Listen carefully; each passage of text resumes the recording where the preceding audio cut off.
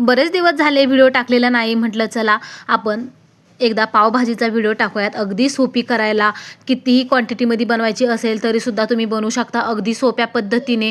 सगळ्यात सोपी पद्धत म्हणजे ही पावभाजी. नक्की बनवून बघा या पद्धतीने. चला तर मग अजिबातच वेळ न घालवता मस्त अगदी 15 मिनिटाच्या आतमध्ये तयार होणारी पावभाजी कशी बनवायची याला आपण लगेच सुरुवात करूयात. त्या अगोदर चॅनलवरती नवीन असाल असेच नवनवीन रेसिपीज व्हिडिओ बघण्यासाठी चॅनलला नक्की सबस्क्राईब करा आणि मस्त गरमागरम अगदी झटपट तयार होणारी साधी सोप्या पद्धतीने अगदी चविष्ट बाजारसारखी किंवा बाहेर मार्केटमध्ये भेटते तशी पावभाजी बनवूयात.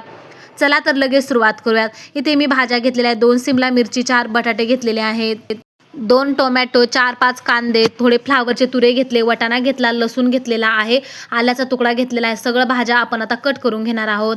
त्या अगोदर आपण बटाट्याची सालं काढून घेऊयात आणि लगेच बटाटा कट करून घेऊयात. सगळ्या भाज्या आपण याच पद्धतीने कट करून घेणार आहोत. अशा पद्धतीची पावभाजी एकदा नक्की बनवून बघा. खूप मस्त लागते पावभाजी. अगदी झटपट तयार होते. अगदी मस्त जशी बाहेर पावभाजी भेटते ना हॉटेलमध्ये, रेस्टॉरंटमध्ये, तशीच भाजी तयार होणार आहे. चला तर मग सगळे बटाटे जेवढे घेतले तेवढे आपण कट करून घेणार आहोत. तर ते या पद्धतीने सालं काढायचे आणि कट करून घ्यायचे आहेत. तर बटाटे कट करून झाले. लगेच सिमला मिरचीसुद्धा कट करून घ्यायची. सिमला मिरची कट करत असताना आतल्या बिया ज्या असतात त्या काढून टाकायच्या, म्हणजे भाजीमध्ये टचर किंवा दाताखाली येत नाहीत. तर सिमला मिरचीसुद्धा कट करून घ्यायची आहे. ही पावभाजी करायला खूप सोपी आहे, झटपट बनते, अजिबात जास्त वेळ लागत नाही. झटपट बनवायची किंवा तुम्हाला घाई गडबड असेल त्यावेळेसुद्धा तुम्ही अशा पद्धतीची चवदार चविष्ट पावभाजी नक्की बनवू शकता. चला तर दोन्ही सिमला मिरची मी कट करून घेतल्या. आता फ्लावरचे तुकडे घेतलेले होते ना ते सुद्धा चाकूच्या सहाय्याने किंवा सुरीच्या सहाय्याने बारीक कट करून घ्यायचे आहेत. तर फ्लावरचे सुद्धा तुरे मी बारीक कट करून घेतलेले आहेत. तर नक्की बनवून बघा या पद्धतीची पावभाजी. करायला ही पावभाजी खूप सोपी आहे, खायला तेवढी चविष्ट बनते. चला तर फ्लावरसुद्धा मी कट करून घेतला. आता वाटाण्याच्या शेंगासुद्धा आपण सोलून घेणार आहोत. तर जास्त कोवळ्या शेंगा घ्यायच्या नाही, तर मिडियम किंवा अशा अगदी निब्बर असतात त्या पद्धतीच्या शेंगा घ्यायच्या, म्हणजे पावभाजी अगदी चविष्ट बनते.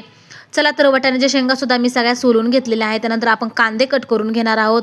कांदासुद्धा जास्त बारीक कट करायची गरज पडणार नाही, तर फक्त थोडंसं जाडसरमध्ये आपण जसा भाजीसाठी वगैरे कांदा कट करतो त्या पद्धतीने कट करून घ्यायचा. तर अगदी झटपट बनते, जास्त वेळसुद्धा लागत नाही भाज्या कट करायला. अगदी सहज या भाज्या कट झालेल्या आहेत. जास्त बारीक कट केलेलं नाही, बारीक कट केलं तर जास्त टाईम लागतो, त्यामुळे अशा पद्धतीने ओबडधोबडच कट करून घेतलेल्या आहेत. चला तर सगळे कांदे आपण याच पद्धतीने कट करून घेणार आहोत. बटाटे कट करून झाले, सगळ्या भाज्यासुद्धा इथे सोलून वगैरे कट करून झालेल्या आहेत, कांदेसुद्धा कट करून झालेले आहेत. आता टोमॅटोसुद्धा कट करून घ्यायचा आहे. तर टोमॅटोसुद्धा अगदी बारीक न करताच अशा पद्धतीनेच आपण कट करून घेणार आहोत. तर अशा पद्धतीची पावभाजी एकदा बनवून बघा. कशी वाटली रेसिपी तुम्हाला हे सुद्धा मला कमेंट्समध्ये सांगा. व्हिडिओ शेवटपर्यंत नक्की बघा.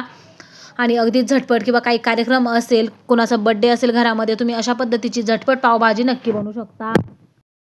टोमॅटो चिरून झाल्यावर लगेच लसूणसुद्धा सोलून घ्यायचा आहे. एक मोठी कांडी मी लसणाची घेतलेली आहे. गावरान लसूण आहे, तो सुद्धा सोलून घ्यायचा.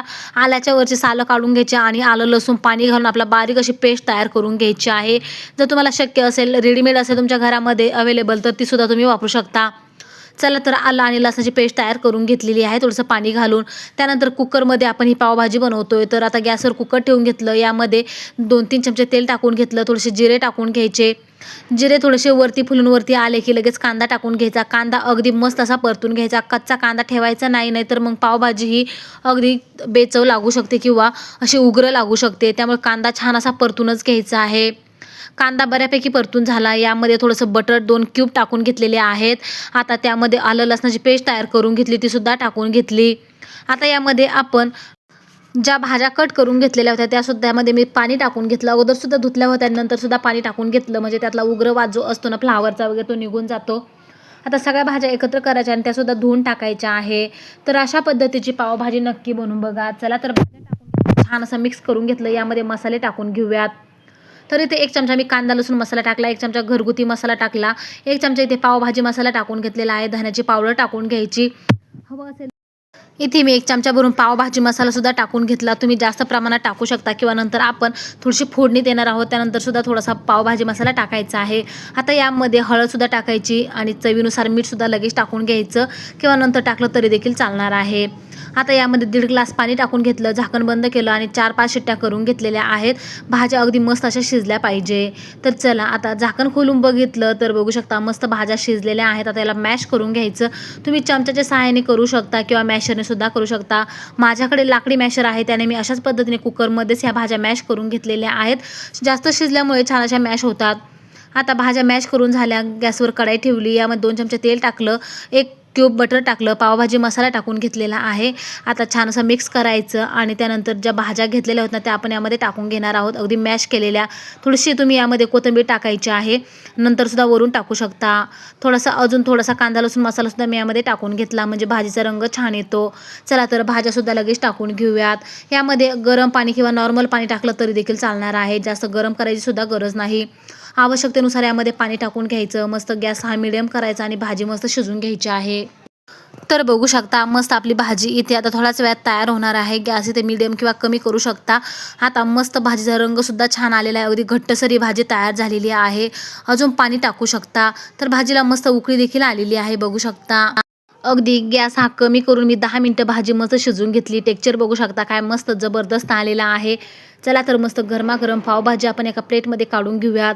यामध्ये कोथिंबीर टाकायची, कांदासुद्धा टाकून घ्यायचा, मस्त लिंबू पिळायचं आणि गरमागरम पावासोबत ही पावभाजी खायची. मस्त पावसुद्धा मस्त मी भाजून घेतलेले आहेत.